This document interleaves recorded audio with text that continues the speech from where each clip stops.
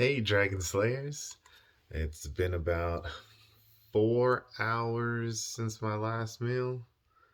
Blood sugar's clocking in at 108. So, today's the day. This is where we go over how to do a 14-day fast. This is the final frontier of fasting. So, in the description below, I have all of my notes on how I did it. I've done two 14-day fasts in my life. I don't think I'll ever do another one.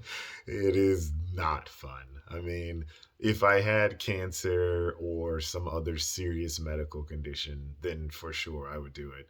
But man, it's tough. It is one of the most difficult things I've ever done in my life. So, the same tips that have applied before apply to this one. You want to lick salt. You want to stay hydrated, and whenever you feel hungry, you lick a little salt. Drink at least 8 ounces of water. You can have. I personally get really sensitive, so the first 5 to 7 days of my 14-day fast, I can still drink carbonated water, like unsweetened, no artificial sweetener or anything, just carbonated water, maybe some flavoring, but just zero sweeteners.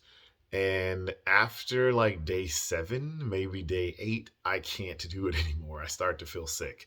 It's weird. I don't know why. The bubbles make my stomach hurt after a while. If they don't do that to you, have at you.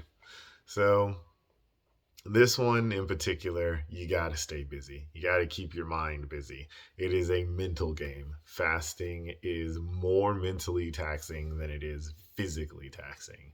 And as I've mentioned before, you have to avoid food. Smelling it, looking at it, cooking it, being around it, watching videos on it, avoid food as much as you can. And for me, I find that the 30 to 48 hour mark is the hardest. Anytime I do a fast, 30 to 48 hours is usually the hardest part for me. And there's some scientific backing to back this up. Ghrelin, which is the hunger hormone, peaks at around this time.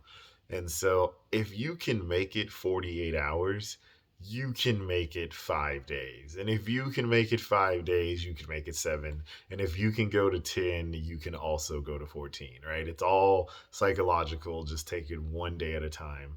Don't get too far ahead of yourself.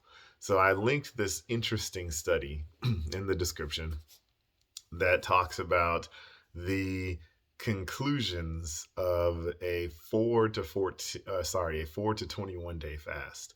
And then this one they did 200 to 250 calories, which is so little it might as well be zero. But I'm assuming that some of those calories might. I didn't read the whole thing. I just read the intro and the conclusion. But you really want to just do water, guys. I mean, you're going to get the most benefits from a water fast, so I highly recommend water only.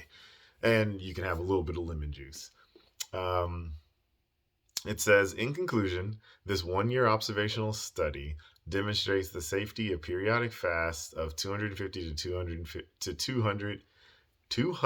250 calories between 4 and 21 days, as well as its beneficial effects on health and well being. Periodic fasting led to marked weight loss and improvements in several cardiovascular risk factors, such as overweight, abdominal circumference, and blood pressure. It was accompanied by normalization of numerous blood parameters and led to pronounced improvements of the major health complaint in most participants. Importantly, periodic fasting was not linked to relevant perception of hunger. On the contrary, it was subjectively experienced as enjoyable, which is an important factor for compliance. So there you go, guys. I have never done a fast longer than 14 days. I don't really plan to ever do a fast longer than 14 days unless I have a medical reason, such as cancer, to do so. And I hope that my low carb lifestyle and activity will prevent me from ever getting cancer. Who knows, right? So that's what I've got for you guys today. And remember that together, you and I will slay the dreaded diabetes dragon.